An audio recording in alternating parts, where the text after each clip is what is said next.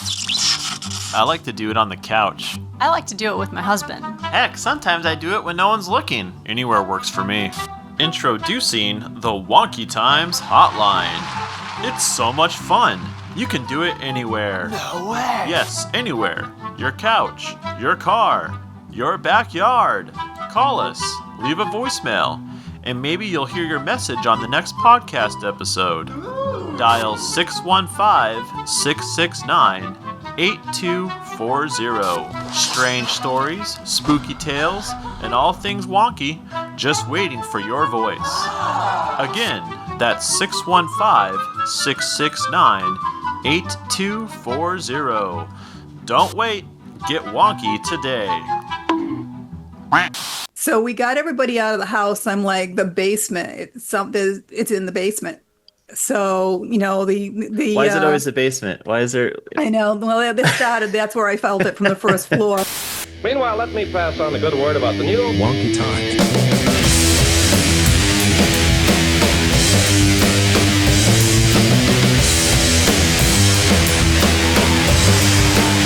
Hey, howdy, welcome.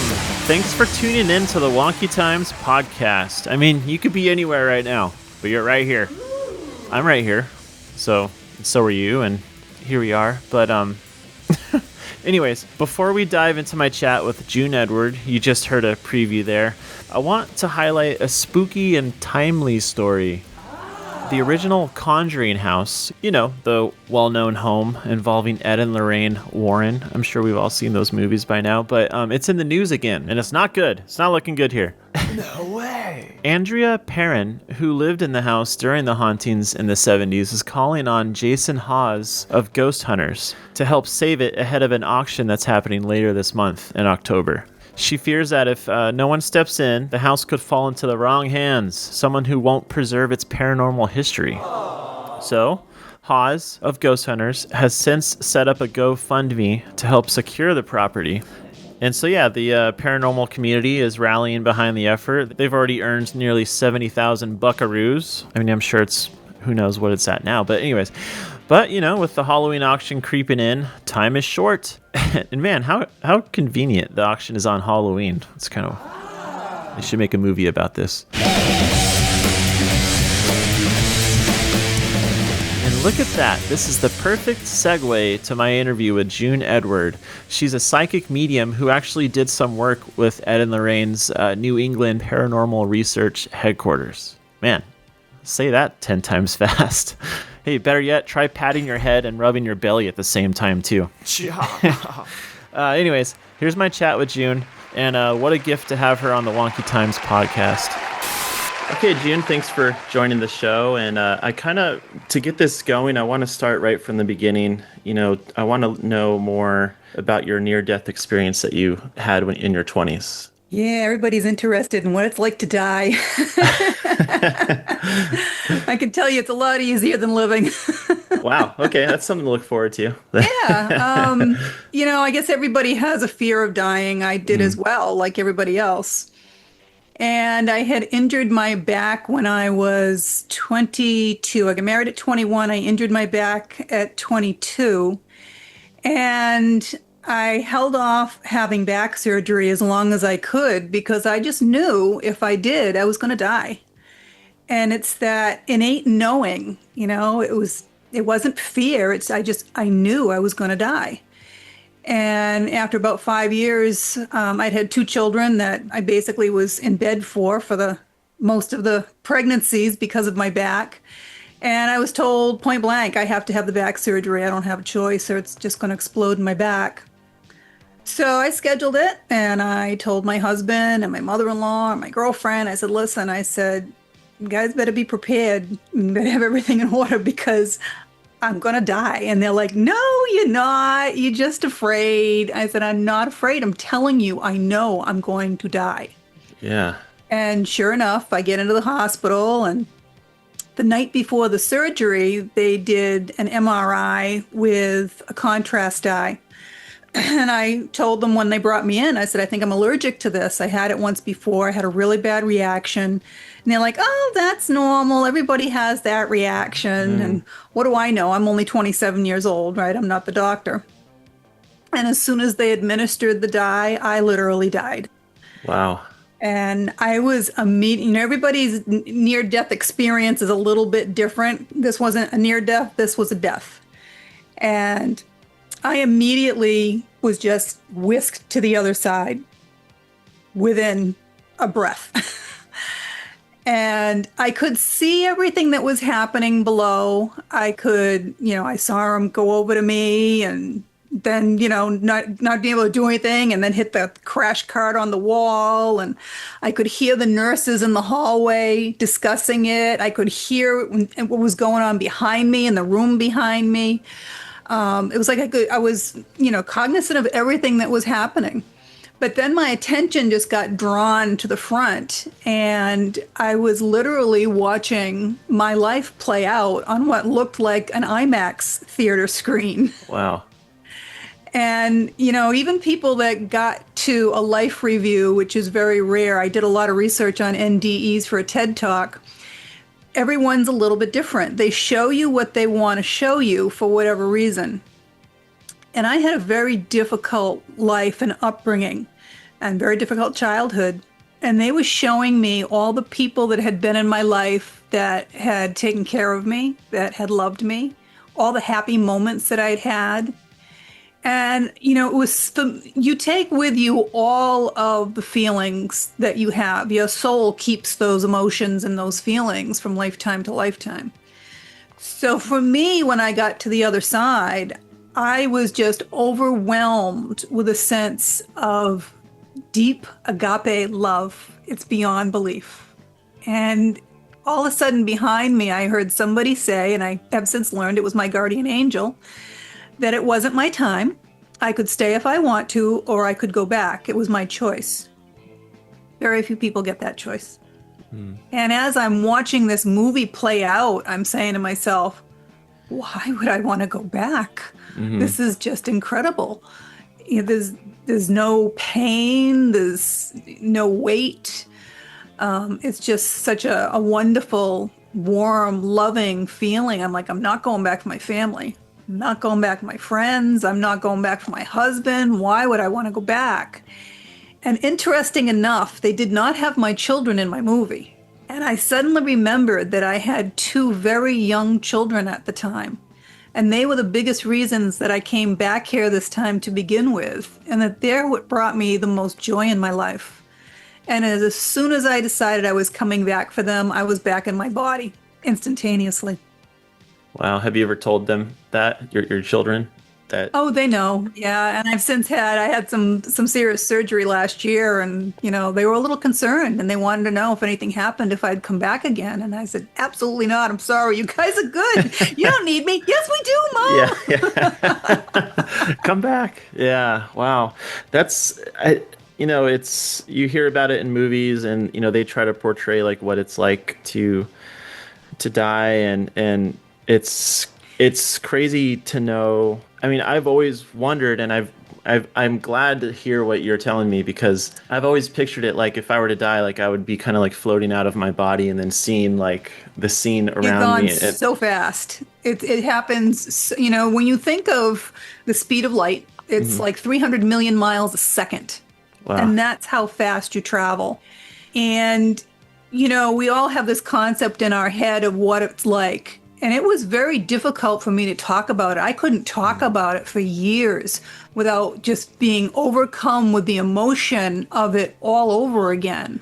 Because it's so outside of your norm. It's so outside of the realm of 3D, of here. But it is amazing.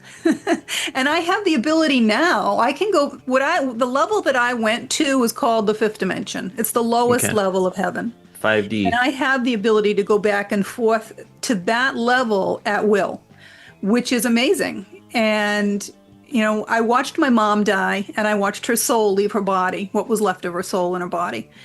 And she went to one of the higher realms, which I'm not allowed to travel to while I'm in this body, but they allowed me to see it. And it's just incredible. It's really amazing on the other side. I mean, I love hearing this kind of stuff because over the years I've been afraid of dying, and my wife, she speaks like you do about it, like she's been trying to convince me like it's not. It's amazing. And, Yeah. I volunteer my time to a program called No One Dies Alone. And for people that are dying and don't have family that can be there with them, I go and I sit with them. That's great. And even though they might be in, a state that people think they don't know what's going on, I can psychically still talk with them and explain to them what it's like and talk to them about who they're seeing in the room, because all your relatives, your friends, whoever's on the other side that wants to help you with your passing shows up. Archangel Michael is always there. He is the one that ultimately helps you cross to the other side. But for me, I want to make sure they go into the light, because when they don't go into the light, this is where you have ghosts that are stuck here. Once you've gone into the light, you can come back immediately if you want to. But if you don't go into the light, a ghost is just a soul without a body, and it can't move any faster than you and I. It's very sad. Is it, will it remain there? Like, is it stuck, or is there a chance that they can go to the light at They a can always later go time? into the light, and I've moved hundreds, maybe thousands of ghosts, souls into the light. But they have to be willing to go. I've had a few that just don't want to go because they're happy doing what they're doing here. It makes sense. That's like one of my it was one of my fears. I'm getting over it now. I've had, let's see, like 4 or 5 deaths in the family in the last like 3 years. It started with my dog, my dog was like my, Yeah, I had one of those. people try to tell me, oh, it's just a dog, but no, he was like more than that.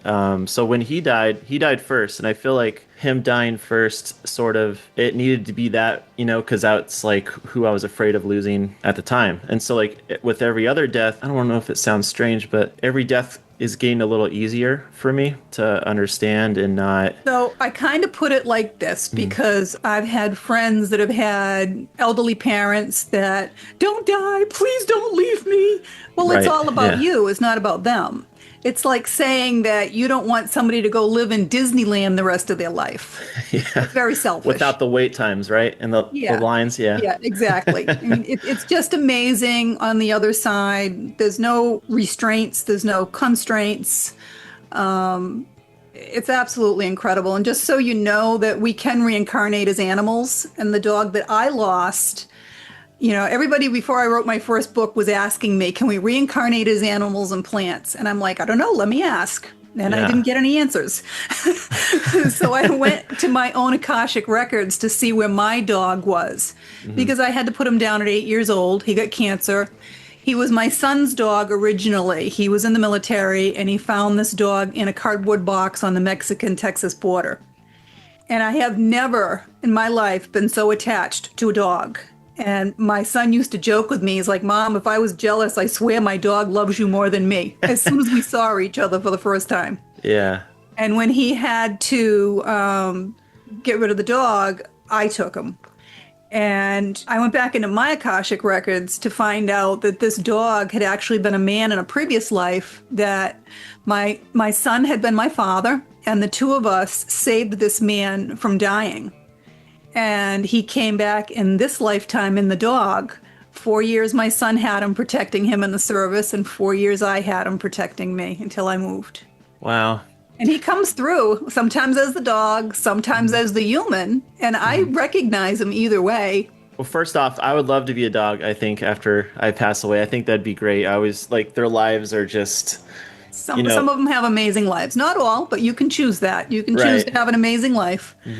But they bring comfort to people like you, they protect people. Does it keep going? Like, has your dog reincarnated into... So what I found is that we reincarnate because time is so different.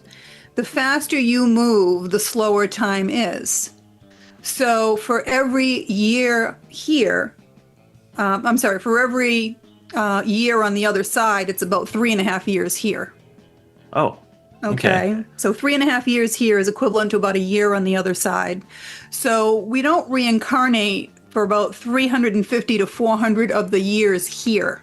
Okay, that makes sense. Yeah. We wait, the souls on the other side, they still are very connected to the last lifetime they had here. Okay? Even though they have all the knowledge of all their lifetimes once they're there, they're very connected to the last lifetime here. And they don't choose normally, there's exceptions to everything, but they don't normally choose to reincarnate until a few generations have gone by and everybody's really forgotten them. Then it's like, let's go back and have a little bit more fun. You're a medium. How does that work? Or when did you first realize you could speak to those on the other side? So I was born with a lot of ability, and as a child, I had no idea I was a kid. My first memory was probably about the age of 4. And I woke up in the morning with somebody calling my name. I thought it was my parents. I got up, I went in their bedroom, and they're fast asleep. I go back into my bed and lie down, and I start noticing all these faces all around my room. And it scared the heck out of me. So I pulled the sheet up over my face, and as the sun started to come up, I started seeing the shadow of their face, like almost pressed up against mine through the blanket, through the sheet. I was really scared. I don't think I slept back in that bed for a long time. Yeah, I don't think I would either. No. Yeah. But then I just started, to know things. And, when you get to be in school and you start telling everybody everything before it happens, you just get labeled the freak real quick. You don't have a lot of friends. And I tried to block my abilities as much as I could. And because it's fear. So we all have the ability to some degree. And I tell everybody it's like playing a piano. Some people sit down, all they can do is play chopsticks, right? Other people want to learn more, so they'll sit down, they'll teach themselves a few songs. Other people really want to make a career out of it, so they'll get training, they'll become a concert pianist. And I'm like the 6-year-old prodigy that sits down and plays Mozart for whatever reason. Yeah. I think a lot of it could also be hereditary. My mom didn't really bring me up. My dad had kidnapped us when I was young. But I found out later on that my mom was also a medium. Oh. And when my abilities really fully opened up, I found out I had gone for training at the same school she went to 50 years earlier. And there were still some old timers there that actually remembered her. Do you think that was like a law of attraction type of thing? Like you were just... No, there's no accidents in this world. Yeah. There are no accidents. Everything that happens for a reason. And then I took training, when my abilities really opened up again, I didn't know what to do. I didn't know how to turn them off. It's like I'm getting up in the morning and there's all these people around my bed again. I was working in my own business as a medical esthetician, and every person that came through the door, I knew everything there was about them. And I've got dead people following them in. I'm like, I was freaking out. But it's the old adage, when the student is ready, the teacher will appear. And I was blessed to have a couple of teachers that taught me how to turn it on, how to turn it off, how to control it. And then the rest of my education literally took over from the other side. Do they still look human? So I see them different ways. I'll either see them in my mind's eye, okay, feel their energy, or I'll see them 3D. There are occasions that I can't tell the difference as to whether or not they're human or they're a soul. It has to do with the energy. So ghosts, again, their energy is the same as a human being. They're in the 400 range, high 400, low 500 range. Okay. That's what a human vibrates. Whereas if they're coming from the light, the energetic vibration is off the charts. I know immediately they've come from the light. And thus, if you're in the presence of a demon, same thing. That vibration is so low, you'll get such a pit in your stomach that you'll be sick, literally. Wow. Every now and then I'll give somebody a second look and they're like, "Oh, you can see me." I'm like, "Oh, shoot. You're not real. You're not 3D." Are you able to see if there's anyone in the room with me here? There's always people around us, but I really don't go into that when I'm trying to do a show because I have to separate. Right.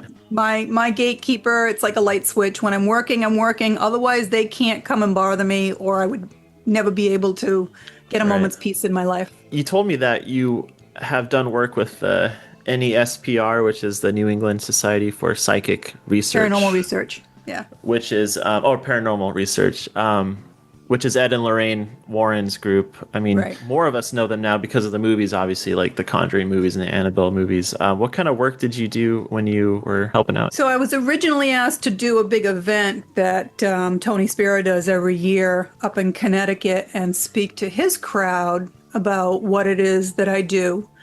And then he asked me to go to the museum and give him information on a lot of the artifacts that he has in there. And then there was actually a house in Connecticut that I kept getting phone calls from this woman that had a demon that was living in the house, and it was attacking her mother and her son. And I could not get anybody up there. I lived quite a distance. It was about a 3.5, 4 hour drive for me to get there. And some of the crew from NESPR went up there with me as I did a house clearing and filmed it. It was pretty interesting. What's involved in a house clearing for those that aren't familiar with that? Yeah. So this was a little bit over the top because, pretty much I've lived in many haunted houses and I thought the houses were haunted. And the reality of it is they were just gathering, and apparently I attract them. They weren't trying to scare you, right? They were just hanging out. They're just there. Yeah. So there were a lot of the souls that were in this. It was a 3-family tenement. And I let her know that if I was going to come out, she needed to make sure that everyone was out of this 3-family. She was just a renter. And she said, oh, I can do that. I said, all right, then I need to make sure I also have access to every single solitary room from the basement to the attic. Oh, I can do that. Okay. So when we went in, we met her family, and, as she's showing us the bite marks on her son's back, they're forming as we're filming. I'm like, oh my God. That's scary. Yeah. So we got everybody out of the house. I'm like, the basement, it's in the basement. So, the why is it always the basement? Why is there? I know. Well, that's where I felt it from the first floor. Yeah. But it was interesting because, they're setting up all their equipment, the beeps and colors and all. They've got all the equipment they're setting up, and, it's just going berserk when they put it on the floor, things like that. So we went into the basement first, and I started there. You always want to clear from top to bottom or bottom to down so that, you're not spread out all over the place. And when I went down there, the basement was full of Irish immigrants that were there before the demon got there. There were hundreds of them. So you have to remember, kind likes attract, right? And we're all magnets. We're always either attracting or repelling. So they gathered there because it was a safe place for them. That's where they felt safe. And for whatever reason, they were afraid to go into the light. And the demon was down there, literally feeding off of their energy.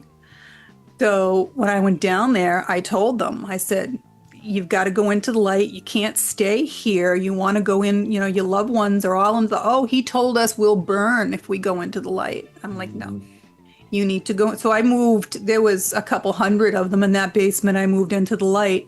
And of course, he was very angry. And I let him know that I've been in the light and I bring the angels with me. And they fear that. They fear God. And I chased him from the basement to the first floor. And while I was on the first floor, there was one bedroom that they were unable to use because the smell in there was just horrific. And they said they had tried staying in there at one point, and they were getting pulled out of the bed by their feet. Oh.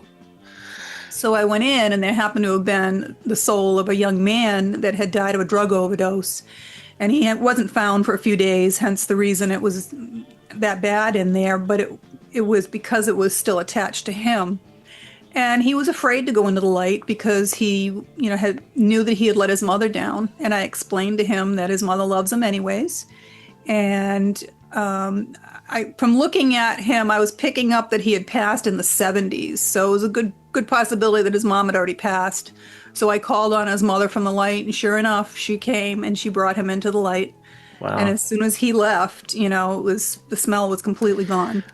I wish there was a way we could stick high-tech glasses on you so we could see everything that you're seeing. Can you imagine in the future wild. if they have something like that? The problem with that, though, is honestly, it's almost like a Night of the Living Dead sometimes. Because they're everywhere. It's, right. They're on the streets, they're roaming around. The ones that are stuck here can't get very far, so they'll hop in your car when you stop at a stop sign or a red light. It would be rather unnerving for most people. Right. It was for me for a while. And now you're just used to it. You see. Yeah, now I know that why they're here. I can talk to them. I know if they're here because they just love the house, they don't want to leave, or if they're here because they just want to cause trouble and they want attention, Right. all different reasons. And how interesting to know that that demon was in the basement because it was feeding off the energy of these other, souls Well, it was that the were same kind thing of. in the attic. The attic was full of Italian immigrants that, again, had been there before the demon got there. Wow. And So I moved this them place out. was. This place was full. Yeah. There was an Italian man in the kitchen pacing back and forth, and there was a little girl that was like crouched down inside an area that would have been either a closet or something at the time. And she was hiding from him. And apparently he was a mob enforcer, and his daughter had witnessed him murder someone, so he murdered his daughter. Wow. And I tried to get him to go into the light, and he wanted to know what would happen if he went into the light. And I told him, I have no idea. I have no idea. You've murdered someone. To my knowledge, the only people that are in hell are the ones that have sold their soul to the devil, or they've murdered someone and taken a life with no remorse and no regret. Those are the people that are in hell. So he's probably going to go down, not up. But the grandmother of the little girl had been haunting the middle bedroom. In fact, she would keep the kids up all night talking to them.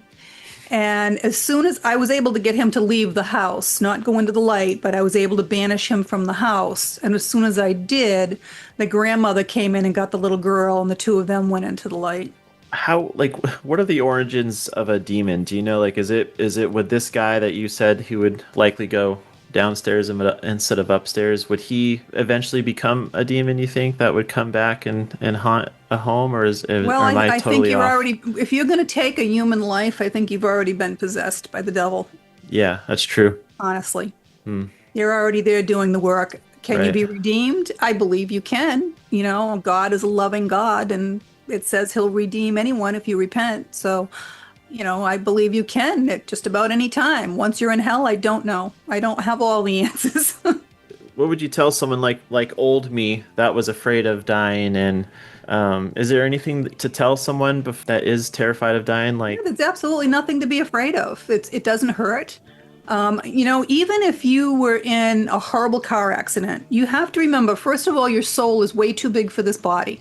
Some of your soul is in this body. Some of it is over your body some people can see it, and they call it an aura. And the majority of your soul is actually in that lowest level of heaven, that fifth dimension. And it has all the knowledge of all your lifetimes, and it orchestrates the timing of the events in this lifetime. You can die outside your plan. Okay, that is a possibility. It does happen. So let's say that there was a car accident happening. Before that impact even occurs, your soul jumps out of your body so that you do not feel it. I had a 16-year-old brother that, he's older. He is alive. He's older than that. But when he was 16, he had just gotten his driver's license. He got in a horrific car accident. And we didn't think he was going to make it. He was in really, really bad shape. He broke his neck, broke his leg, spine, just horrible. And he remembers, he thought he was dead because he remembers his soul standing on the sidewalk watching the accident. wow. He didn't feel anything. And they specifically do that because you take all that with you when you go. And they don't want your soul to feel that. So the soul jumped out of the body. I have another girlfriend with a similar situation. She was sitting in traffic and she was hit by a deer through the side window of the car. And same thing. She thought she'd done something wrong because she's a devout Catholic. And her soul was stuck on the headliner of the car out of her body. She said she saw the deer's soul go to heaven. And she saw her body there, but she couldn't get back into it until the paramedics showed up and she went back into her body. So that would be considered an NDE. would you say? Or Those are NDEs. Those are near-death experiences. They did not die. Their soul jumped out of their body. So anybody that's had a loved one that's been in some serious accident, or you're so afraid that maybe they were, hurting prior to their death, I can tell you that their soul jumped out of their body, so they did not feel it. It's designed to do that so that they don't take that pain with them. Yeah, it's like, I don't know, this is sort of related, but cattle, if they're killed in a inhumane way, like they carry that on into your piece of steak, and you're eating all that like trauma that they carry. I've heard that in certain cultures, like they believe. It's a possibility. Yeah. It's interesting because doing the work that I do, I had to really reconcile that with not being a vegetarian. And because I can talk to animals, when I was young, I couldn't. Even though I had abilities, I was scared to death of horses because I had the ability of being able to transmute myself into other human bodies. I knew everything. I knew everything about them. I could almost switch my soul, okay? Wow. But I couldn't do it with horses because I had the look in their eyes to do it, and their eyes are solid black. Right. Well, now I can just talk to the horses. So when they're alive, you can speak to animals when they're alive. Yeah. Or if they're dead. I can speak to them either way. But, I've been able to talk to them, and they know that they're coming here, whether they're coming here to give their body for nutrition for other animals or people, or whether or not they've come here to have a life that is not included. They know that. And they're very proud to be able to do that. We all plan our life, and I used to think it was just lower vibrational or lower evolved spirits, souls that would go into animals or trees. And I've learned that that's not the case either, because I've met some very advanced souls that have gone into animals and trees. Yeah, I recently learned that trees can be haunted even. Is that true? So interesting story. A few years ago at the gym, this guy comes to me, he goes, listen, he goes, you need to meet this guy. He goes, something's weird with this guy. Something's going on. So he introduces me. He tells him, what I do. He goes, yeah. He goes, I got something weird going on. I said, well, why don't you tell me about it? He goes, well, I live in this town. He goes, and every day I go by this park. He goes, and there's this beautiful tree. He goes, well, the tree got hit by lightning. And for whatever reason, I felt like I got hit by lightning. Oh. And I find myself drawn to that tree every day. After work, I go and I sit there. Now I'm going before work and I'm sitting there. I took some big limbs from the tree that came down when it got hit, and I put it in the back of my truck and I took them home. Oh. I'm like, oh, that's not a good idea. Yeah. He says, well, he goes, I'm just so drawn to it. So I tapped into the tree. Come to find out, it had been a hanging tree in the Civil War. Oh. And what happened was the town was attacked and the men were out fighting, and all that was left was women and children, and all the women and children were hung and their bodies were left at the bottom of the tree. And he was one of the first ones to come back and either see this, or he was a young boy himself to see it. And it was traumatizing, clearly, but that was his connection to it. And I told him he's got to take back the pieces of the tree. I said, all of the souls that were hung on that tree are inside of that tree. And what happened was when it was hit by lightning, they were released. I said, but you need to return those pieces to the tree so it can stay whole. And he did that. And as soon as he did that, that next day, the city came out and took the entire tree down and took it away. What happens then? Like, so the city, they put it in a wood chipper and, Well, hopefully those souls went into the light. They had been they were being protected basically inside the tree. Wow. Is what they were doing out of fear. Do you remember where this was? Like what city? It's in Rehoboth, Massachusetts. Okay. Yeah. Because I live in Nashville, and I know there's like a lot of history here also. Yeah, it was really wild. He was like in a trance state. He was almost possessed by something that was going on with it, and that's when we got the story out. Yeah. That would be a really good movie too, Yeah, it's wild. That's like a good screenplay for a film. Yeah, because I heard that like when trees are like leaking sap and stuff, they're almost like crying. But the healing process. Yeah. The healing process. It's interesting. All of the giant sequoias are all connected by their root systems, and they all heal each other through that root system. Wow. And when my sister was dying up in California, she lived right on the edge of the Sequoia National Forest. And it's you can't see the forest for the trees, right? The first time I went there, I couldn't find the trees. They were all around, but I couldn't find them. And my brother showed me, and I'm like, oh my God. So I it tells you not to touch them or anything, but I was so drawn, I had to just go over and, I just had to agree with this tree. Back to just going into the light, just like being open to it and just doing it. My grandma, when she passed away, it's coming up on 2 years now.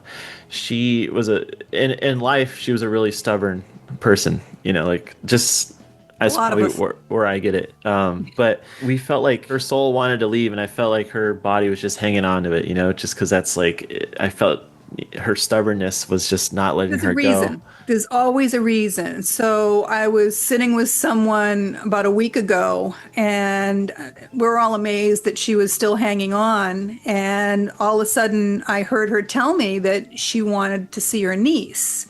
But then she was showing me pictures of her niece as a child, and I wasn't sure if her niece had passed and was on the other side, or if her niece was here. But she's telling me how she raised her niece and she wants to see her niece. And she no sooner finished saying that, I get a knock on the door. This woman comes in. She goes, I said, are you family? She goes, yeah, I'm her niece. I'm like, well, you're who she's looking to see. Yeah. And then it just happened, probably, right? So they know, and they're holding on for a certain reason. Yeah. My mom held on for a day and a half, and I'm like, all of a sudden I'm like, oh, I get it, Mom. You want to die on the same day the dad did. I said, so, and then midnight came around. I'm like, I think you can go. Well, I didn't realize he died right after midnight, so she wasn't going to go then either. She waited a few hours, and she went that morning. Yeah, when my grandma was like thankfully she was able to die in her own bedroom at home. I would go in there and lay by her and just kind of hang out while she was, going through the process. And the last thing she did to me was like she opened her eyes and looked at me and then just started laughing at me, because I was always like that jokester in her life, I feel. And I've stayed there in her room since then, and me, my dog, and her old dog all woke up at the same time at like 2-3 a.m. and I could have sworn I heard her like clear her throat, because she would do that a lot, So what happens is this: as soon as you think about them or talk about them, they show up immediately. Yeah, that's every cool. time. So she's hanging out right now listening to this, probably. Yeah.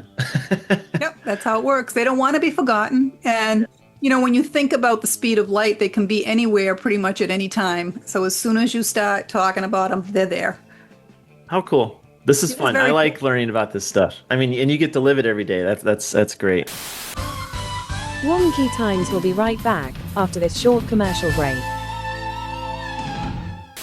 For the women who refuse to lead on anyone else's terms, this is for you. You climbed the ladder, hit the milestones, and done everything right, and yet something still feels off. Success should not cost you your well-being, your joy, or your integrity. That's why I created Powerhouses with Purpose. Here, we don't just talk about values, we lead with them. If you're ready to break free from cycles of burnout, lead with clarity, confidence, and purpose, and build a legacy that actually feels like yours, welcome home. Schedule a call with Sam at powerhouseswithpurpose.com.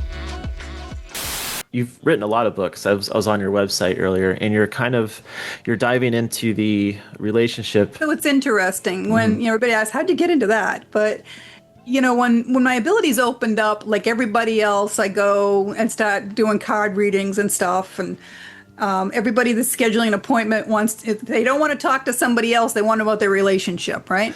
Yeah. That's the biggest question. So I was directed to create a 7-week online program called the Relationship Mastery Program.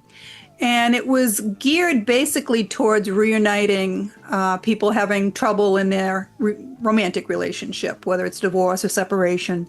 But the reality of it is you're in relationship with everyone and everything. You're in relationship with your coworkers, with your children, with your parents, your family, your friends. You're in a relationship with everyone. And hundreds and hundreds of people went through my program, and every one of them I realized was learning one of 5 lessons, at least one of 5 lessons. Everyone learned the same 5 lessons. And these are the 5 lessons that we all have to learn in order for our soul to go. There's different levels in heaven. So for your soul to really evolve, you have to learn these 5 lessons. And it's one of the reasons that we come here. We come here to collect a karmic debt. You create karma in the lifetime you're in. If you do something to someone else, and you don't have remorse and you don't make amends, then you owe them a karmic debt in another lifetime. So we come here for a little mini vacation because it's nice to have a body and do things that you can't do on the other side. We come here to collect our karmic debts, to pay the debts that we owe, and to learn these 5 lessons. And there's nothing wrong with karma, just so you know, because everything that's always happening in your life is always happening for your highest and your best. If you stole money from someone in a past lifetime, it doesn't mean they're going to come into this lifetime and steal from you. Maybe they're going to come and be your boss and teach you how money works. Because money is energy. That's why it's called currency. So what I do is I teach people how energy works, because everything in the universe is energy. And because we're magnets, we're always repelling or attracting at any given time. And everyone that's in your life is on your same energetic frequency as you are. It's like a radio station. You can't get the station in unless you're on that frequency. So, which is why we lose friends over the years, because we're not on the same. If you don't like who's in your life, raise your vibration, raise your frequency, right? The lower vibrational ones will drop off, and you'll bring in higher vibrational friends. My wife's told me that same thing. I want you to meet her one day, maybe over Zoom. You guys should talk. But she's telling me, like, if I want this in my life, I need to change. And it's how the law of attraction works. Yeah. But so the first lesson that everyone has to learn is self-worth. And it's not value, because that's what other people place on you. Self-worth is understanding that you are so important. There is only one of you in this whole universe. How special is that, right? You're here for a reason. It's a nice reminder, Yeah. And, knowing that it's not selfish or narcissistic to put yourself first. Society would like you to think that, but that's not reality. You're here to put yourself first, because everything else comes from that. If you can't take care of yourself, you won't be here for anybody else, will you? Right. And no one has power over you to make you do anything. I can't make you happy. I can't make you sad. Only you have the power. You have that power. And when you are happy, you raise your vibration, and your happiness ping-pongs back and forth off of those people that you bring into your life that are also happy. So that's the first thing. The next thing is trust and communication. And, right now is a huge war going on in this world, good and evil. And you have to trust that there is a God. It doesn't matter what you call it, whether you call it Buddha, Krishna, Allah. There is one God. And when you get to the other side, you will find that there is only one God. And you also have to trust that you created this plan in your life. So if you don't like what's happening in your life, you have nobody to blame but you, because you created the plan. And if you are off your plan, then the universe will step in to put you back on your plan. Suppose you're supposed to move halfway across the country for a job opening, and you decide that, I'm not going to go, I don't know anybody, I believe in my family and my friends. Well, the universe is going to do something to make you go. Maybe you'll lose your job. Maybe they'll burn your house down. They're going to do something. And as terrible it is as it seems in the moment, hindsight's a wonderful thing. You can look back and say, oh, wow, if that hadn't happened, this wouldn't have happened, and this wouldn't have happened.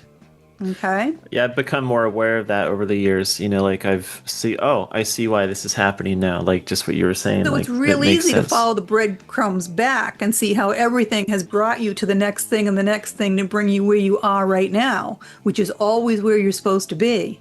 It's a lot more difficult to trust that anything else that's coming is supposed to be for your highest and best, and you need to follow it. But you have to trust the plan. That's the hard part, trusting it. It's easy to see the breadcrumbs after the fact, but, I'm still learning to trust. Exactly. And then you have communication. You have to learn how to communicate your wants and your needs to other people, because they don't know by osmosis. Right. Okay? We're human beings. You have to communicate. And then sex is just another form of communication. If you can't communicate outside the bedroom, you're not going to be able to communicate and trust inside the bedroom. They all go hand in hand. Then you have unconditional love.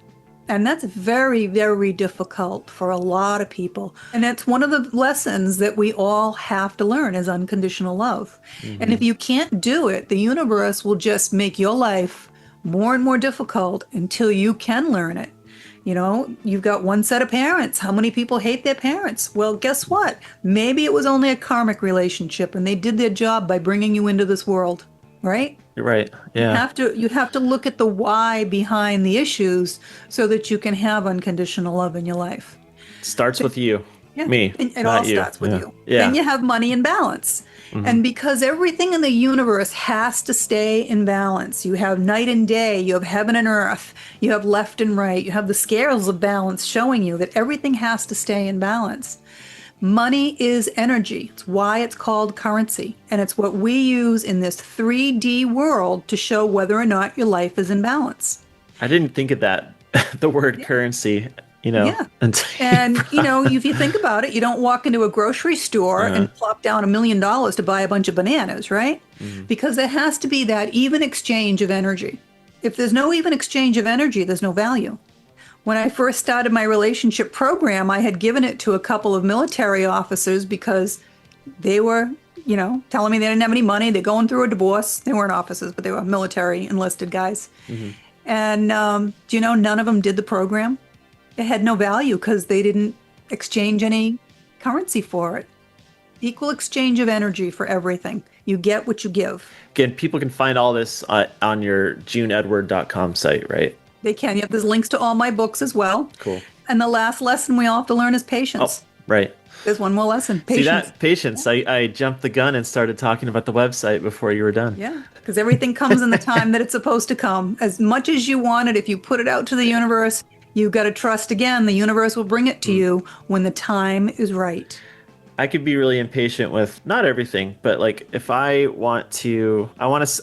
I want to see results right away, you know, or Instant gratification. It's what everybody wants. Instant gratification. We want it now. like, oh, I want to rearrange the furniture in the bedroom, but no, I want to do it now because it's the idea I have in my head, and I want to, like, you know, I'm getting better at being And it's patient. 2:00 in the morning and your wife's ready to kill you. Right. Yeah, she's sleeping in the bed when I'm moving it. Yeah. But patience. I am a lot more patient than I used to be, so I'm proud of that, at least. Some of it comes with age and wisdom, but not necessarily. Right. They're tough lessons to learn. But again, our souls all have to learn those lessons in order to advance. Yeah. So one of the biggest things is I'd like to see more people get in touch with their soul, because, you know, that's who you truly are. You're not the suit that sits here. You are the soul that's inside. And the fastest way to do that is to meditate, and to meditate properly. And when you meditate properly, you call in Archangel Michael to protect you. Because when you open yourself up to the universe, you open yourself up to both good and evil. So it's so important. I put the proper directions in all of my books. If anybody wants instructions, you can email me directly. I'll be happy to send them to you. Cool. But it's important to get in touch with your soul. That's who you are. I'm learning that too. You know, it's not this skin suit that I'm walking around and in when every you're day. here, I mean, you're here to live this 3D experience, right? So we all have brains in our heads, right? I think your so. brain is Hopefully I do. nothing more than a massive computer. It's here to help you process your information, but your brain has a very specific job. What's your brain's job? It is there to protect you. How does it do that? It does it by creating fear. So people make their decisions based on fear. It's just like making your pro and con list. That's making a decision based on fear. Everyone has had an experience in their life where they just knew there was something they were supposed to do. Just like when I knew I was going to die. It's an innate, you feel it, you just know it. That is your soul. And when you meditate properly and get in touch with your soul, you start making your decisions from your soul, not your head. And you'll start seeing a lot more things too. When my dad was dying, I used to go see him every day. And one day he says to me, I want to know a little bit more about what you do. I'm like, oh, okay, what do you want to know? Well, I want to know why, when I wake up every morning, my mom's standing next to my bed. I said, well, Dad, she's going to help you transition when it's time to go into the light to make sure you go into the light. Oh, no, that's not what I want to know. I said, well, what do you want to know? Well, I want to know that, she's here when I wake up, but after about 20 seconds or so, she just disappears. And I'm like, Dad, she didn't disappear. She's standing right next to me. I said, she disappears for you because your brain kicks in and creates the fear. You can't believe she's here. Mm-hmm. But she's still here. But that's what your brain does. Your brain blocks you seeing what's really there. How crazy. Like you said, it's here to protect us. And, but fear is a... You live in fear, you're not living at all. Trust me. I tell my mom, I say, hey, do something that scares you every day, or do something out of your comfort zone. Get out of your comfort zone is great, but learn how to listen to your soul so that, when you make a decision with your brain, it's a 50-50 crapshoot. Sometimes it's right, sometimes it's wrong. But when you make a decision from your soul, it's the right decision 100% of the time. Always. I feel better. I mean, I was feeling great before we talked, but I just feel enlightened and we only spoke for less than an hour. Halloween's coming. The holidays are coming. If there's somebody that you want to talk to from the other side, I can more than happy to bring them through for someone. And I'm sure the holidays are busy for you, right? When it comes to a little bit, yeah. Then a lot of times people just need closure and they just need to know the person on the other side is okay. Yeah, I think that's what I just want everyone to be okay, and I think I know they're okay, but like I said, I'm stubborn and impatient and everything else. But I'm a better person than I was yesterday, That's so that's what we all hope for. That's what we all hope for. And that's a wrap for this episode of Wonky Times. Thanks for wandering down the weird and wonky avenues with me. And remember, stay curious, question the ordinary, and if you see something strange in your backyard, email us at getwonky@wonkytimes.com. Adios!